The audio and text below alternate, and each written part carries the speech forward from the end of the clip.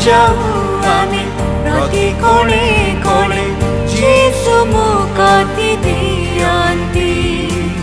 कहि जाऊ आमे प्रति काने काने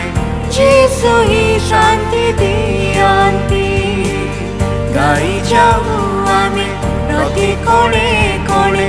जीसु मुक्ति दियन्ति कहि जाऊ आमे प्रति काने काने जीसु ही शान्ति दियन्ति। प्रिय श्रोता बंधु प्रभु यीशु ख्रीष्ट सर्वश्रेष्ठ नाम आपको शुभेच्छा। पवित्र बाइबल माथ्यू लिखित सुसमाचार 13 अध्याय 29 और 30 पदरे आम मैंने पाठ करूँ। किंतु से कहले ना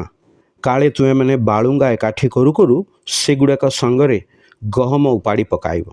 शस्य न काटिबा जाए दुहिंकी एकाठी बढ़िबा को छाड़ी दियो आउ शस्य काटिबा समय मु कटाली मान को कहिबी पोड़िबा पई आगे बालुंगा एकाठी करी बीड़ा बांध किंतु गहम मो अमार रे संग्रह करी रख।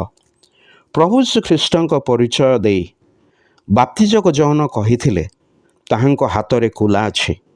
अर्थात से अगाड़ी जाक गहम रु अलगा करिवे तदनुरूपे जेतेबेले से आगमन करिवे सेतेबेले बालुंगा अलगा कराजिबो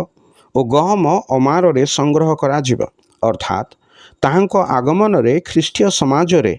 एक महा कोलाहल देखाजिबो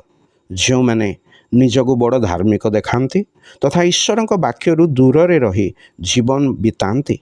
जो माने कहंती जे से माने ख्रीष्टीय परिवार रे जन्मित तेणु से माने भावंती जे किछि रीतिनीति पालन करिबा द्वारा से माने परित्राण पाइबे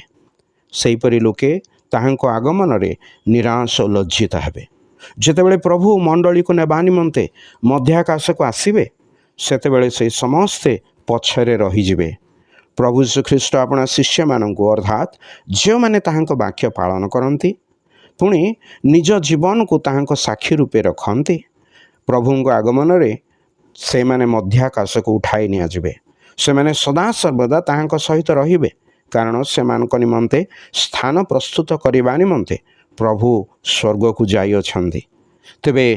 प्रिय बंधु आपण निज पई कोन चयन करबा को इच्छा करिवे।